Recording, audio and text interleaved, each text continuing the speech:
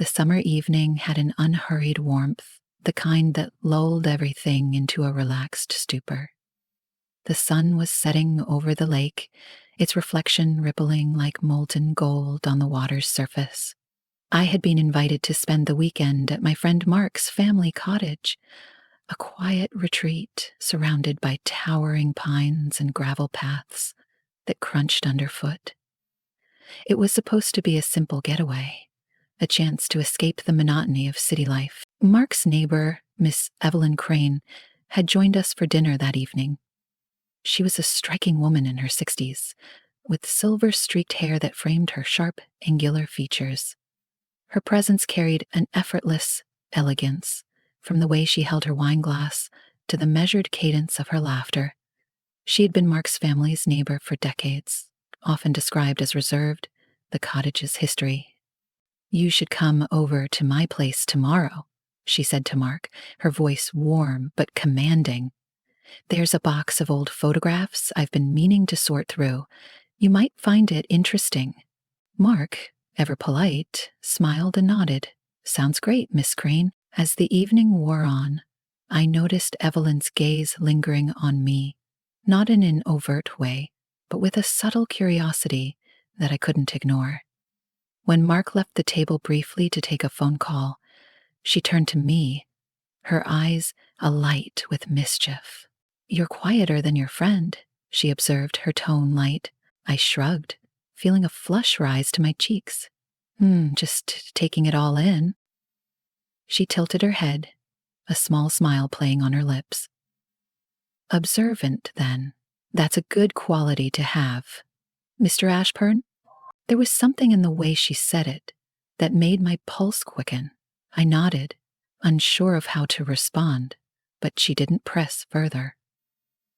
When Mark returned, the moment passed, and we continued our conversation as if nothing had happened. The next morning, Mark decided to go into town to pick up some supplies, leaving me with the cottage to myself.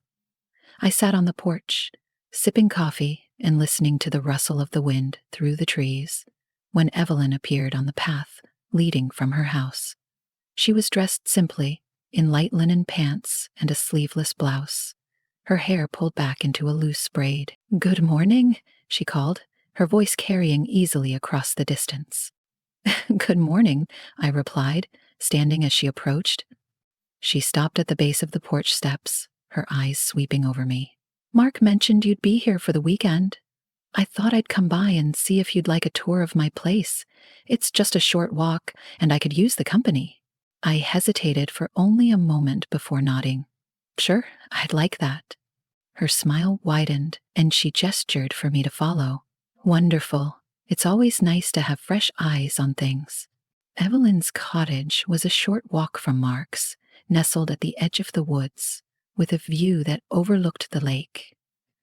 Inside, the decor was cozy and eclectic, with bookshelves crammed full of old volumes, paintings adorning the walls, and the faint smell of lavender lingering in the air. Standing at the cottage's entrance, smiling at her inhabitants, Yvelle looked around with a feeling of foreboding and the limited amount of fearfully unremote time. "This is beautiful," I said, glancing around. "Thank you," she replied, closing the door behind us. "It's my little sanctuary." She led me through the rooms, pausing occasionally to share a story about a particular object or photograph. There was a warmth to her that made it easy to forget the age difference, her enthusiasm drawing me in. In the living room, she picked up a worn photo album from the coffee table. "These are the photographs I mentioned last night. Would you mind helping me sort through them?" "Of course," I said, sitting beside her on the plush couch. We began flipping through the album, and she narrated the images with a mixture of fondness and humor. At some point, her hand brushed mine as she reached for a photo, and I felt a spark of awareness at the contact. "Sorry," she said, her eyes meeting mine, briefly. "It's okay," I replied, my voice steadier than I felt. She didn't move her hand away immediately, and the pause stretched just long enough to feel deliberate. When she finally withdrew, The air between us felt heavier, charged with an energy I couldn't quite name. As we continued, I became acutely aware of her closeness, the way her shoulder brushed against mine when she leaned in, the warmth of her leg pressed lightly against mine. I found myself glancing at her more often, taking in the delicate lines of her profile, the curve of her lips as she smiled at a memory. "You're very attentive," she said suddenly, her tone light but edged with something deeper. I looked up, startled. "What do you mean?" She tilted her head, her gaze steady. "The way you listen, the way you notice things, it's refreshing." Thank you," I said, unsure of how to respond. Her smile softened, and she reached out, her fingers lightly brushing a speck of lint from my sleeve. The touch was brief but lingering, and I felt a flush rise to my cheeks. "You're welcome," she said, her voice low. For a moment, the room seemed quieter, the ticking of a distant clock the only sound breaking the stillness. Evelyn leaned back slightly, her hand resting on the edge of the photo album as her gaze lingered on me. There was something searching in her expression, a question unspoken, but palpable in the air between us. "You remind me of someone," she said after a moment, her tone contemplative. "Someone I knew a long time ago." "Oh?" I asked, curious but unsure how to proceed. She nodded, her fingers tracing the edge of the album absent-mindedly. "An old friend. He had that same quiet way about him. Watchful, considerate. There was always a sense that he noticed things most people overlooked." I felt a warmth rise in my chest at her words, though I wasn't sure why. "What happened to him?" Her smile was faint, wistful. "Life happened. We drifted apart, as people often do. But I never forgot him." The weight of her gaze settled on me again, and I found myself holding my breath. It was as though she were seeing through me, her eyes stripping away all pretense. For a moment, I didn't know what to say, how to bridge the chasm that had suddenly opened between us. "I'm sorry," I said finally, though the words felt inadequate. "Don't be," she replied, her smile softening. "Some connections are fleeting, but that doesn't make them any less meaningful." She leaned forward then, turning the page of the album to reveal a faded photograph of two people standing by the lake. The man was tall and broad-shouldered, with an easy grin, while the woman beside him, Evelyn, looked younger but no less striking. "That's him," she said, pointing to the man, "and that's me, long before I learned to appreciate the stillness of this place." I studied the photograph, noting the way her eyes seemed to shine even in the grainy image. "You looked happy," I said. "We were," she murmured, "for a time." Her voice was tinged with a melancholy that tugged at something deep within me. I wanted to say something, anything, to ease the weight that seemed to settle over her. But before I could, she looked up, her expression shifting. "I'm being sentimental," she said, waving a hand as if to dismiss the moment. "Forgive me." "There's nothing to forgive," I said quickly, the sincerity in my voice surprising even me. Her eyes met mine, and for a moment, the air between us seemed to thrum with unspoken understanding. It was a fleeting connection, but it felt profound, as though we had stumbled upon something neither of us fully understood. "Thank you," she said, her voice quiet but steady. The rest of the afternoon passed in a blur of conversation and quiet moments, the photo album forgotten as we drifted into discussions about books, music, and the ever-changing nature of the lake that stretched beyond her window. Evelyn had a way of speaking that made even the simplest topics feel significant, her words imbued with a depth that was both comforting and challenging. As the sun dipped lower in the sky, casting the room in shades of amber and gold, she stood and stretched, her movements fluid despite her age. "Would you like some tea?" she asked, her tone casual but inviting. "Sure," I replied, following her into the kitchen. The space was cozy, with mismatched mugs hanging from a wooden rack and a small herb garden on the windowsill. She moved with ease, filling a kettle and setting it on the stove before turning to lean against the counter. "Do you like it here?" she asked, her gaze steady. "The cottage?" Or, I trailed off, unsure of her meaning. "Here," she said, gesturing vaguely around her. "This place, this moment." I hesitated, caught off guard by the question. "I do," I said finally. "It's peaceful, different from what I'm used to." Her smile was faint, but knowing. "And what are you used to?" I shrugged, feeling suddenly self-conscious. "Is the city. The noise, the pace, everything moving so fast." She nodded, her eyes narrowing slightly, as though she were trying to see beyond my words. "And yet, you seem so at ease here." "I guess I needed the change," I admitted. Her smile widened and she stepped closer, her arms folding loosely across her chest. "Change can be good," she said, her voice low, "but it can also be unsettling." Hmm? The way she said it, the subtle shift in her tone, made my pulse quicken. I wasn't sure if she was talking about me, herself, or something unspoken that lingered between us. The kettle whistled, breaking the tension, and she turned to pour the tea, her movements measured and deliberate. She handed me a mug, her fingers brushing mine briefly as she did. The touch was fleeting but electric, and I felt a warmth spread through me that had nothing to do with the tea. My ears quivered, and I felt a heat. "Careful," she said, her smile teasing.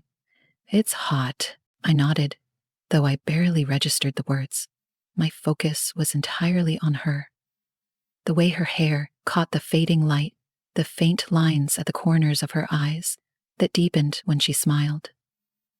There was something magnetic about her, something that made it impossible to look away. We moved to the porch, the cool evening air a welcome contrast to the heat of the tea.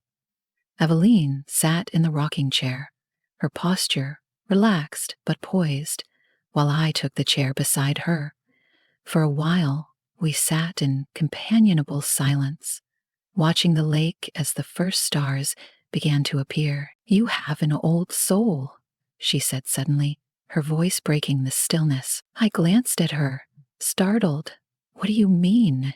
She turned to face me, her expression thoughtful. "There's a quietness about you, a depth. It's rare." "I'm not sure what to say to that," I admitted. "Then don't say anything," she replied, her smile soft. "Just take it as a compliment." I nodded, unsure of how to respond. The weight of her words settled over me, and I felt a strange mix of pride and vulnerability. "Thank you," I said finally, the sincerity in my voice surprising even me. Her gaze lingered on me, her eyes warm but searching. "You're welcome." As the evening wore on, the air grew cooler, and I noticed her shiver slightly. Without thinking, I stood and retrieved a blanket from the back of her chair, draping it over her shoulders. She looked up at me, her expression unreadable.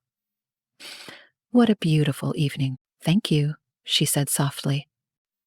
"You're welcome," I replied, my voice steady despite the rapid beat of my heart. Her hand reached up, catching mine as I adjusted the blanket. Her fingers were warm against my skin, and the contact sent a shiver through me.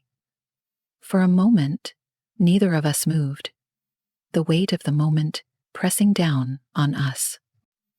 "Stay a little longer," she said, her voice barely above a whisper. I nodded, my breath hitching as I sat back down. The space between us felt charged, every small movement magnified by the silence that surrounded us. The silence stretched, thick with unspoken tension, as the world around us settled into the quiet hum of night. Crickets chirped from the grass, and the occasional rustle of leaves hinted at a gentle breeze moving through the trees. The lake shimmered in the moonlight, its surface reflecting the scattered stars above. But all of it, the sounds, the sights, the expanse of the evening, faded into the background as Evelyn's hand lingered on mine. Her touch was neither firm nor tentative, but somewhere in between, as though she was weighing the choice to let go. I could feel the calluses on her fingers, the faint ridge of a scar that ran across her knuckle. Signs of a life lived fully, of work done with intention. It grounded me in a way I hadn't anticipated, pulling me deeper into the moment. You don't seem like someone who's easily unsettled, she said finally, her voice low, almost a murmur. I looked up, meeting her gaze. Her eyes were softer now, stripped of the playful teasing that had marked our earlier conversations. They held something else, something deeper, more vulnerable. I'm not sure I am, I admitted, but this feels different. She nodded slowly, as though she understood exactly what I meant. It does, she agreed. Her thumb brushed against the back of my hand, a movement so small it might have been accidental, though I knew it wasn't. Different can be good, you know. It can wake us up. I swallowed hard, the weight of her words settling over me. Is that what this is? Waking up? She smiled faintly, her lips curving just enough to be noticeable. Perhaps. Or maybe it's something else entirely. Her answer did little to clarify things, but I didn't press her. There was an unspoken understanding between us. A shared acknowledgement that whatever was unfolding didn't need to be defined. At least not yet. I'm not usually like this, she said after a moment, her voice quieter now. I don't let people in easily, you know? I tilted my head, curiosity flickering in my chest. Why not? Her smile turned wistful, and she pulled her hand back, resting it lightly on her lap. Life teaches you to be cautious, to guard your heart, your time, your energy. It's easier that way, but lonely, I said, the words slipping out before I could stop them. Her eyes flicked to mine, a shadow of surprise crossing her face, before she nodded. Yes, she admitted. Sometimes it is. The vulnerability in her voice sent a pang through me, and I leaned forward slightly, instinctively closing the space between us. You don't seem lonely, I said, my voice softer now. Not tonight. She studied me for a long moment, her gaze searching. No, she said finally, not tonight. The quiet between us deepened, though it was no longer awkward. It felt purposeful, as though words would only disrupt what was beginning to take shape. I watched as she leaned back into the rocking chair, her features illuminated by the pale glow of the moon. Her hair had come loose from its braid, stray strands framing her face in a way that made her look almost ethereal. I wanted to say something, to fill the silence with reassurance or understanding, but I couldn't find the right words. Instead, I let my gaze linger, taking in the delicate lines of her profile, the way her lips parted slightly as she exhaled. You're staring, she said suddenly, her tone light but edged with something I couldn't quite name. I blinked, startled. Sorry, I didn't mean to. Punch, don't apologize, she interrupted, her eyes locking onto mine. I don't mind. Now, if I may say, no, Chris began. Her words hung between us, heavy with implication. I felt my pulse quicken, my breath catching in my throat as her gaze softened. I meant it, she continued, her voice quieter now. I don't let people in easily, but you, there's something about you, something I can't quite explain. I didn't know how to respond, so I didn't. Instead, I held her gaze, letting the weight of her words settle over me. She seemed to take my silence as permission, leaning forward slightly, her hand reaching out to rest lightly on my arm. You make me feel different, she said, her voice barely above a whisper. Alive, in a way I haven't felt in years. The raw honesty in her voice sent a shiver through me, and I felt my defenses crumble. You make me feel the same, I admitted, the words tumbling out before I could second-guess them. Her lips parted slightly, her eyes widening just enough to reveal her surprise. For a moment, she seemed to hesitate, as though weighing the gravity of what had just been said. Then, slowly, she leaned closer, her hand sliding down my arm to rest against mine. Stay, she murmured, her voice so quiet I almost didn't hear it. I'm here, I replied, my voice steady despite the thunderous beat of my heart. She smiled faintly, her fingers tightening around mine. I know. The moment stretched, the world around us fading into the background. Her gaze flicked to my lips, and I felt a jolt of awareness course through me. It was a small movement, subtle enough to be dismissed, but it wasn't. Not to me. I leaned forward, the space between us narrowing, until I could feel the warmth of her breath against my skin. Her hand slid up to my shoulder, her touch light but grounding, and I paused, my eyes searching hers for any sign of hesitation. There was none. She closed the distance, her lips brushing against mine, in a kiss that was tentative at first, as though testing the boundaries of what was allowed. But as the seconds passed, the kiss deepened, her fingers curling against my shoulder as she pulled me closer. Time seemed to stop, the night folding in on itself as we lost ourselves in the moment. Her lips were warm and soft, her movements deliberate but unhurried, as though she were savoring every second. I felt her hand slide to the back of my neck, her fingers threading through my hair as she tilted her head to deepen the kiss. When we finally pulled apart, her forehead rested lightly against mine, her breathing as unsteady as my own. I wasn't expecting this, she murmured, her voice tinged with both wonder and vulnerability. Neither was I admitted, my hand still resting on her waist. She pulled back just enough to meet my gaze, her eyes searching mine. But you don't regret it, do you? I shook my head, my voice steady as I replied, not even a little. Her smile widened, and she leaned in again, her lips brushing against my cheek in a gesture that was both intimate and reassuring. Neither do I. The kiss lingered in the air between us, its warmth wrapping around me like an invisible thread I couldn't untangle. Evelyn leaned back slightly, her gaze searching mine, as though she were waiting for me to speak, to define what had just passed between us. But words felt unnecessary, even intrusive.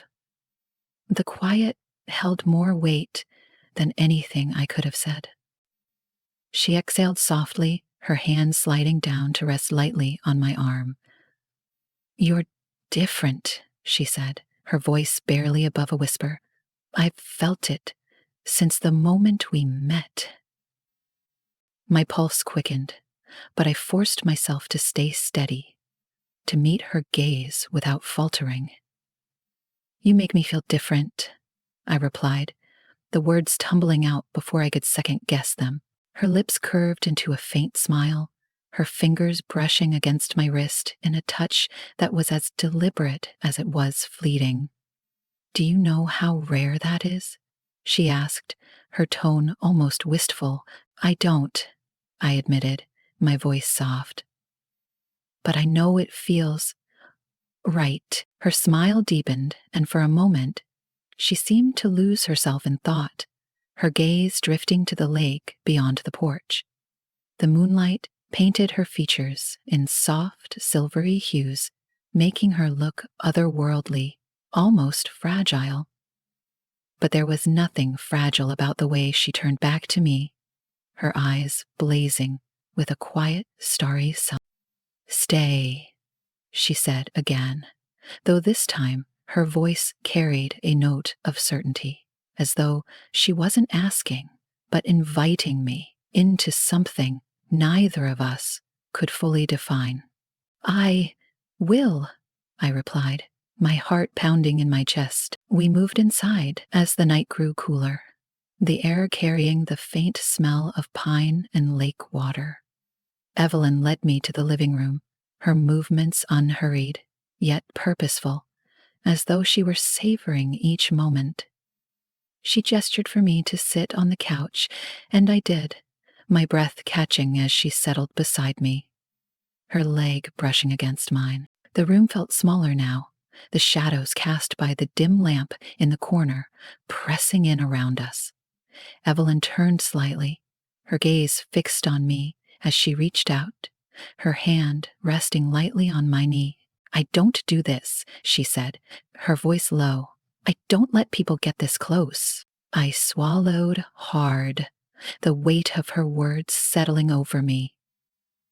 "Why now?" She smiled faintly, her fingers tightening slightly against my knee. "Because you're different. And because I don't want to regret not taking this chance." Her honesty sent a shiver through me, and I found myself leaning closer, the space between us shrinking with each passing second. "Neither do I," said softly. Her hand slid up to my shoulder, her touch grounding yet electrifying, and I felt the pull of her presence like gravity. When our lips met again, it was different this time, more certain, more deliberate. Her fingers curled against the back of my neck, her movements slow and unhurried, as though she wanted to savor every second. Time seemed to blur, the world outside the cottage fading into irrelevance. I felt her shift closer, her body pressing against mine as the kiss deepened. Her hand moved to my chest, her palm resting over my heart, and I wondered if she could feel how wildly it was beating. "Evelyn," I murmured against her lips, her name tasting unfamiliar yet intimate on my tongue. She pulled back slightly, her forehead resting against mine as she caught her breath. "This feels dangerous," she said, though there was no regret in her voice, only a quiet acknowledgement of the line we had crossed. "Good things usually are," I replied, my voice steadier than I felt. Her laugh was soft, a quiet exhale that warmed the air between us. "You're full of surprises. So are you," I said, my hands resting lightly on her waist. She leaned back, her eyes meeting mine, and I saw something there that made my chest tighten, a mix of vulnerability and resolve that mirrored my own feelings. "I don't want to rush this," she said, her voice soft but firm. "I don't want to ruin it." "You won't," I said, my words carrying more certainty than I had intended. "Neither of us will." She studied me for a moment, her gaze searching, and then she nodded, her smile returning. "All right."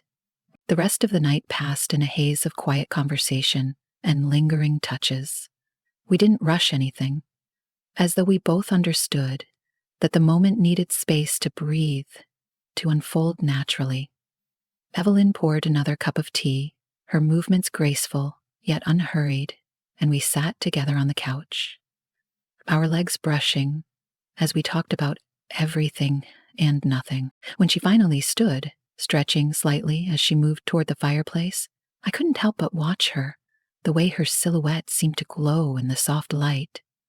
She glanced back at me, her eyes catching mine, and I felt the unspoken pull between us grow stronger. "You should get some rest," she said, though her voice carried a note of reluctance. "So should you," I replied, standing and closing the space between us.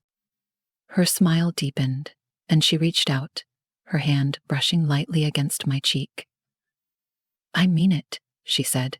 "The guest room is ready for you." I hesitated, the thought of leaving her side almost unbearable, but I nodded, sensing that she needed the space as much as I did. "Good night, Evelyn," I said, my voice soft. "Good night," she replied, her hand lingering on my cheek for a moment longer before she pulled away. I sat up, smiling down at her. She giggled as I lay in the unfamiliar bed, staring up at the ceiling. I couldn't stop replaying the night in my mind. Every touch, every glance, every word seemed etched into my memory, a collection of moments that felt more significant than anything I had experienced before. I knew we had crossed a line, one that couldn't be uncrossed. But I didn't regret it, not for a second. The house was silent, save for the faint creak of the floorboards as the wind shifted outside.